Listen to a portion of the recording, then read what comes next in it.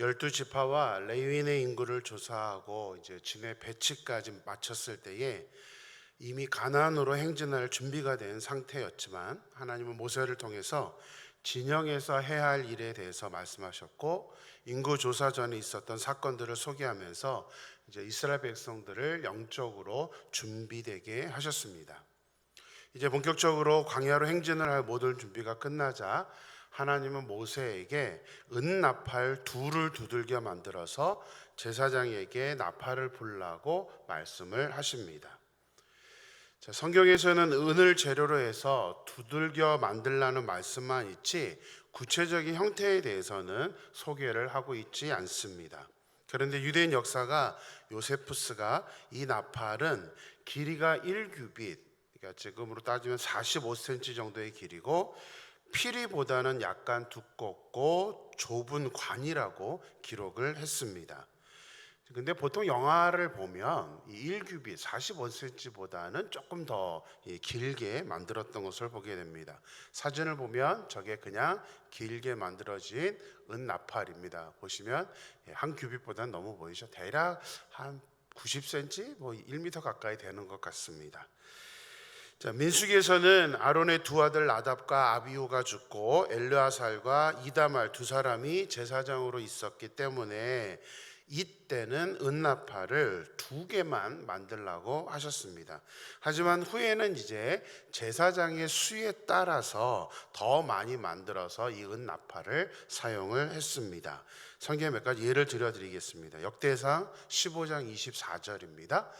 제사장 스바냐와 요사박과 느다넬과 아미세와 스가랴와 브냐야와 엘리메셀은 하나님의 궤 앞에서 나팔을 부는 자요 오베데돔과 여이야는 궤 앞에서 문을 지키는 자이더라. 이때는 총 7명의 제사장이 나팔을 불었습니다. 당연히 그만큼 나팔을 만들었던 거겠죠.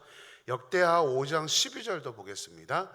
노래하는 레위 사람 아삭과 헤만과 여두둔과 그의 아들들과 형제들이 다 세마포를 입고 제단 동쪽에 서서 재금과 비파와 수금을 잡고 또 나팔 부는 제사장 120명이 함께 서 있다가, 이것은 이제 솔로몬이 성전을 완공한 후에 이제 언약궤를 성전으로 옮길 때 사건을 기록하고 있습니다. 뭐 사건이라기보다는 이제 그때의 장면인데요. 이때는 120명의 제사장들이 나팔을 불었습니다.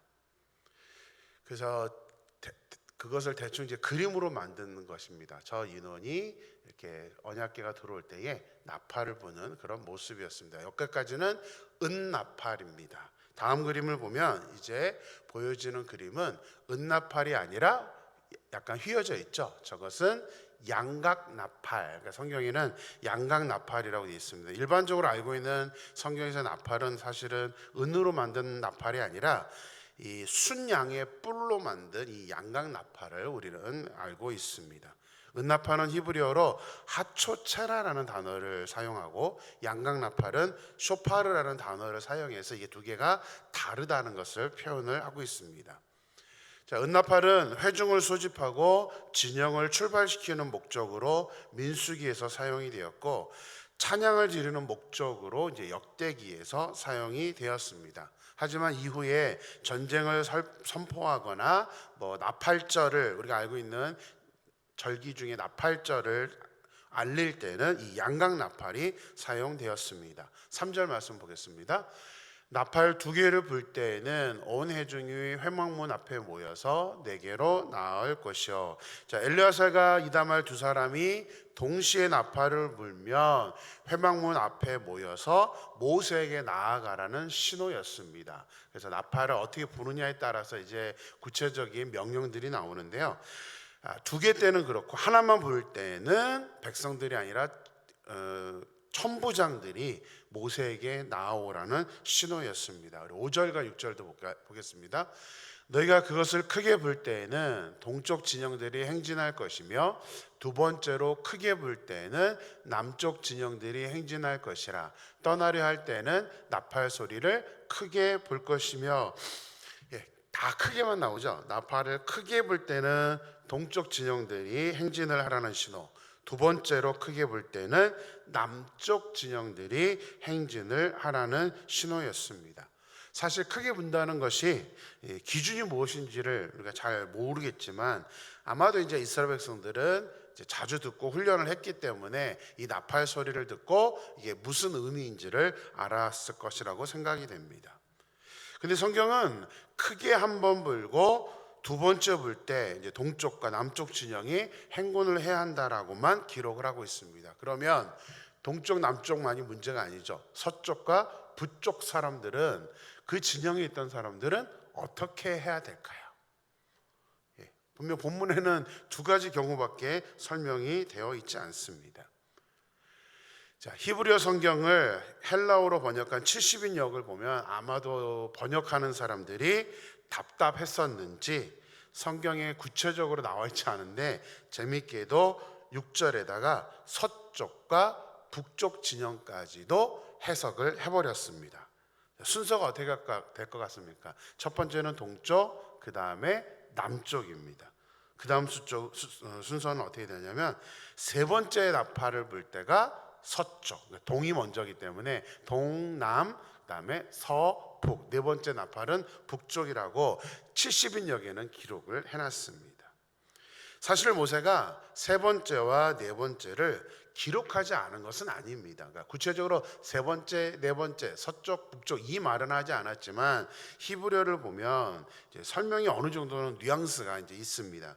6절에서 떠나려 할 때는이라고 번역을 해놓은 부분이 히브리어 성경을 보면 노정대로 여정 순서에 따라라는 단어입니다. 무슨 말이냐면 동쪽이 첫 번째 나팔로 이동을 하고 그 다음에 남쪽이 이동을 한다면 그 여정 순서대로 이렇게 움직이기 때문에 동쪽이 움직이고 남쪽이 가기 때문에 이제 서쪽과 북쪽이 따라서 이렇게 이동한다는 것을 의미를 하는 것입니다.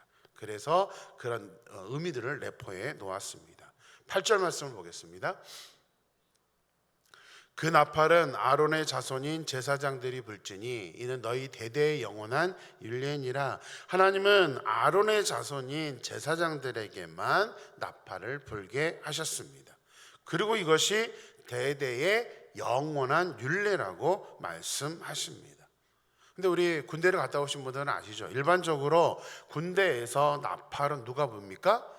나팔수가 따로 정해져 있습니다. 정해진 사람만 나팔을 불게 돼 있는데 하나님은 그 정해진 사람으로 제사장을 선택을 하셨던 것입니다. 자, 왜 그러면 제사장에게 나팔을 불게 했느냐? 여기도 또 의미가 있습니다. 출애굽기 19장 19절을 보겠습니다.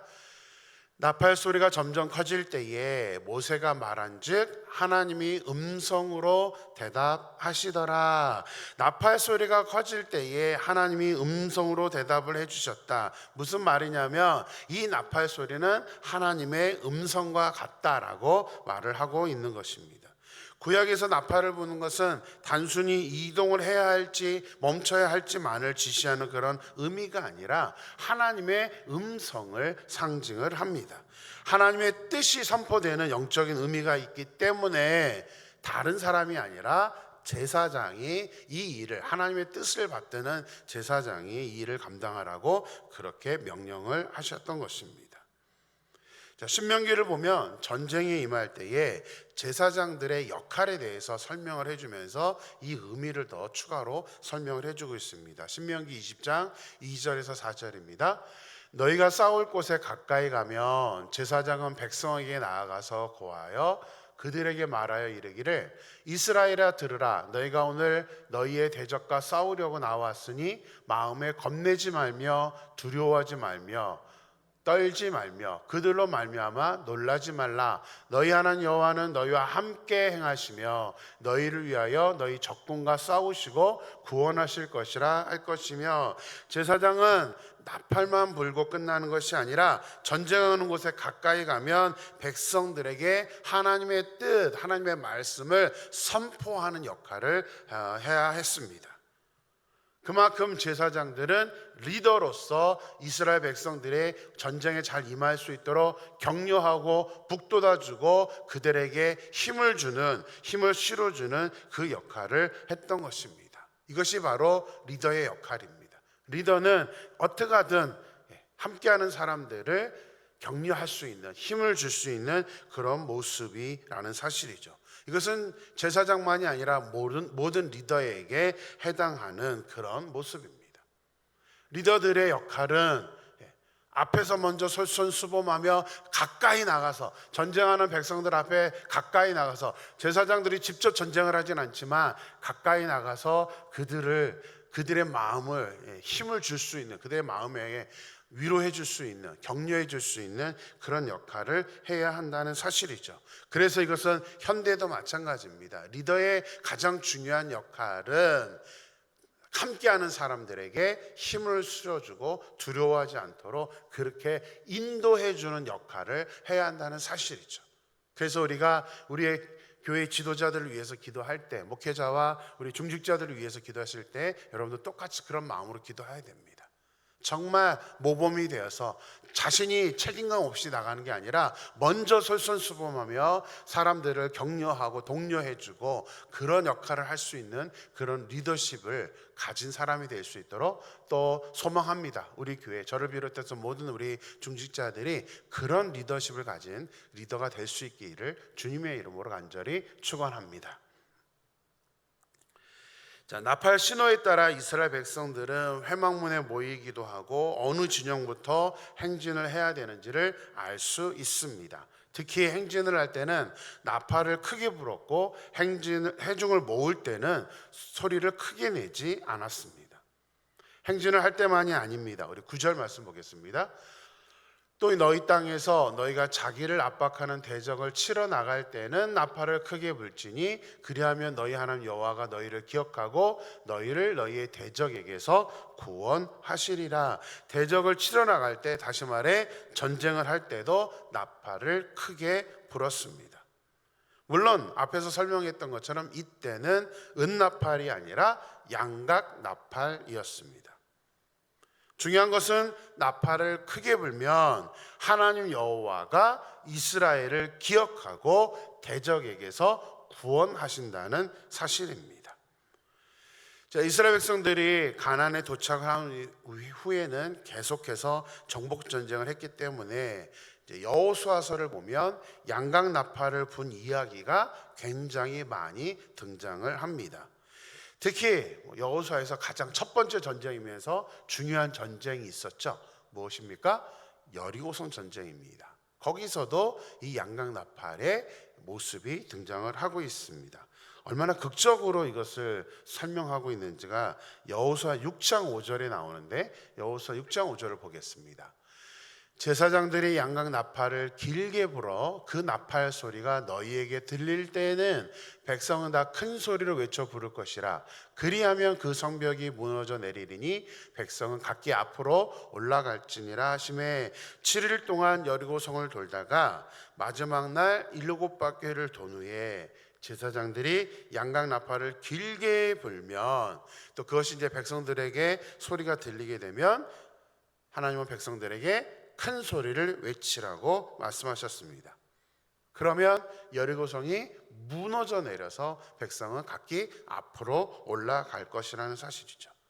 이것은 실제로 그렇게 일어났던, 우리가 잘 알고 있는 중요한 사건이었습니다. 전쟁만이 아닙니다. 또 나팔을 불어야 하는 경우가 있습니다. 우리 10절 말씀 보겠습니다. 또 너희의 희락의 날과 너희가 정한 절기와 초하루에는 번제물을 드리고 화목 제물을 드리며 나팔을 불라. 그로 말미암아 너희의 하나님이 너희를 기억하시리이다. 나는 너희의 하나님 여호와니라. 희락의 날이 언제죠? 우리 이미 배웠던 50년마다 찾아오는 개인의 날이 아니라 하나님이 함께 하시는 기쁨의 날을 의미합니다. 그래서 희년도 되고 또 여호와의 절기도 됩니다. 그래서 이제 희락의 날, 50년마다 나오는 그런 나팔절과 또 그 나팔을 불어서 희년을 기억하는 그날과, 또 뒤에 보면 정한절기, 또 심지어는 초하루. 정한절기라는 것은 이제 하나님께서 지정하신 유월절, 무교절, 칠칠절, 나팔절, 초막절, 그런 절기들을 의미합니다. 하나님은 이런 절기에도 양각나팔을 불어서 그 절기를 백성들이 지키게 한다면 하나님이 기억하신다. 너희를 기억하신다. 이스라엘 백성들을 기억하시겠다라고 말씀을 하십니다. 자, 제사를 드리는 장면을 한번 상상해 보십시오. 번제, 화목제 다 뭐죠? 지금으로 따지면 바비큐처럼 드리는 겁니다. 그러면 거기서 이 고기가 구워지는 시청각 효과, 냄새, 청각적 효과가 나타납니다. 그런데다가 이제 뭐까지 하나님이 주셨죠? 나팔을 부는, 그러니까 시각적, 후각적, 청각적 효과, 이것을 다 동원해서 절기를 지킬 때에 이스라엘 백성들이 이 절기의 모습을 온전히 드릴 때 하나님이 이스라엘 백성들을 기억하신다라고 설명을 하고 있는 것입니다. 근데 이 본문 말씀을 보면서 한 가지 우리가 조금 높아심이 생깁니다. 만약 이스라엘 백성들이 하나님이 정하신 이 나팔 소리를 제대로 구분하지 못하면 어떻게 될까요? 혼동할 수 있잖아요. 한 번 본 건지, 두 번 본 건지, 세 번 본 건지를 이렇게 혼동을 하는 경우가 있을 것입니다. 만약에 혼동을 하게 되면 큰 혼란이 일어나게 될 것입니다. 어떤 사람은 이거 회막으로 모이라는 신호인가? 그러면서 회막으로 나올 거고, 어떤 사람은 행진하라는 소리구나 하면서 텐트를 걷고 행진할 준비를 할 것입니다. 이것은 과거나 현재나 우리가 하나님의 음성을 온전히 알아듣지 못할 때는 동일하게 나타나는 모습입니다. 이 나팔 소리는 하나님의 음성을 상징하기 때문에 구약에는 나팔이지만 신약 시대에 사는 우리에게는 하나님의 음성과 동일한 것입니다. 그래서 우리가 만약에 하나님의 말씀, 그러니까 구약에서 나팔 소리를 제대로 구분하지 못했을 때처럼 지금 이 시대에 우리가 하나님의 말씀을 제대로 분별하지 못한다면 우리는 혼란한 상황에 빠질 수밖에 없는 거죠. 어떻게 행동을 해야 되고 어떻게 살아야 하는지를 모르기 때문에 그 신호 소리를 제대로 인식을 해야 됩니다. 구약에는 나팔 소리고 지금은 말씀을 우리가 어떠한 나에게 신호를 주는 것인지를 인지를 해야 됩니다. 근데 안타깝게도 하나님의 신호를 우리가 인지하지 못하거나 우리가 관심이 없을 때가 있다는 사실입니다. 그러면 결국 손해는 우리에게 오죠. 우리는 혼란을 겪을 수밖에 없습니다. 그러면 하나님이 이끄시는 방향대로 우리가 갈 수가 없는 것입니다. 그런데 반대의 상황도 또 우리는 생각을 해볼 수 있게 됩니다. 반대의 상황이 뭐냐면 백성들이 신호를 잘못 알아들을 수도 있지만 또 어떤 경우가 있죠? 제사장들이 나팔을 잘못 불 수도 있습니다. 만약 제사장들이 나팔을 잘못 불면 또 어떻게 됩니까? 이 역시 엄청난 혼란을 일으키게 될 것입니다. 어쩌면 백성들이 나팔 소리를 제대로 알아듣지 못하는 것보다 저는 더 심각한 혼란이 초래할 것이라고 생각이 됩니다. 자, 말씀드렸지만 나팔을 부는 것은 현대로 말하자면 말씀을 선포한다는 의미입니다. 근데 말씀을 전하는 사람이 올바른 말씀을 전하지 않으면 큰 혼란을 주게 되는 것입니다.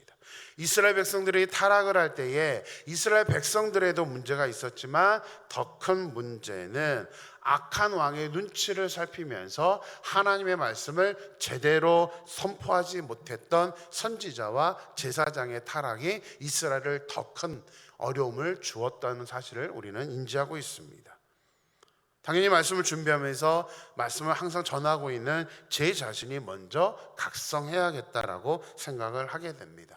정말 잘못된 신호를 주지 아니하도록 말씀을 제대로 알고 제대로 된 말씀을 선포해야 되는 것, 그것이 너무나 중요하다는 것과 또 단순히 말씀 선포만이 아니라 평상시에 하나님이 제사장들에게 성결하게 또 온전히 영적으로 깨어 있어야 된다라고 제사장의 자격에 대해서 말씀을 하셨던 것처럼 목회자부터 사실은 이제 신약 시대는 우리 모두가 제사장이기 때문에 이제는 우리 개인들이 얼마만큼 바로 바로 영적으로 깨어 있어야 하는가, 그것의 중요성을 말씀을 하고 있다는 사실이죠.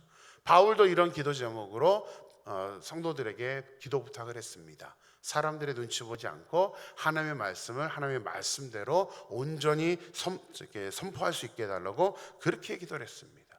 그것이 사실은 우리 모든 사람들에게 유익이 되기 때문입니다. 그래서 우리 모두가 저부터 하나님의 말씀을 제대로 선포하고, 또 우리 모든 성도님들은 이 말씀의 의미가 무엇인지를 정확하게 분별할 때에 우리는 혼란스러운 길을 걸어가지 아니하고 하나님이 인도하시는 그 길대로 온전히 제대로 걸어갈 수 있다는 사실이죠. 그래서 구약시대 나팔 소리에 귀를 기울이고 하나님의 사인에 민감했던 것처럼, 지금 우리 모두가 하나님의 말씀에 민감하여서 하나님의 사인대로 하나님의 길을 걸어갈 수 있는 저 여러분의 삶이 되기를 주님의 이름으로 축원합니다. 기도하겠습니다. 하나님 감사합니다.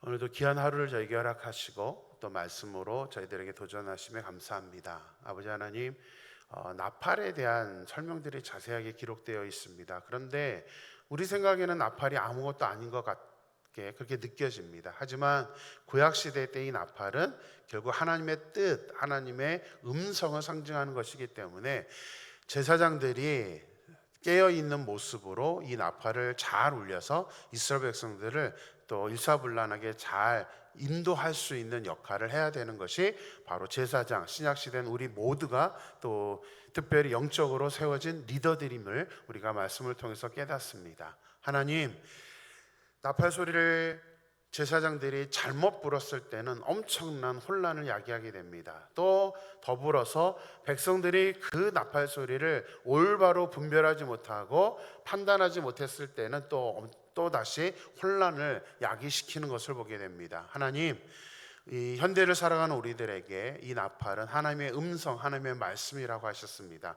하나님, 우리가 잘못된 말씀을 아버지 하나님 듣지 않게 하시고, 또 모든 말씀을 전하거나 리더로 서 있는 사람들이 올바른 하나님의 말씀을 선포하여서 아버지 하나님, 사람들의 눈치를 보는 것이 아니라 하나님의 말씀을 있는 그대로 잘 선포하여서 하나님이 기뻐하시는 모습으로 이끌어갈 수 있는 그러한 리더자들이 될 수 있도록 인도하여 주시옵소서. 오늘 말씀을 통해서 우리가 온전히 말씀을 구분하고 분별할 수 있는 그런 저희들의 모습이 될 수 있도록 하나님 역사하여 주실 줄 믿고 거룩하신 예수님의 이름으로 기도드렸습니다. 아멘.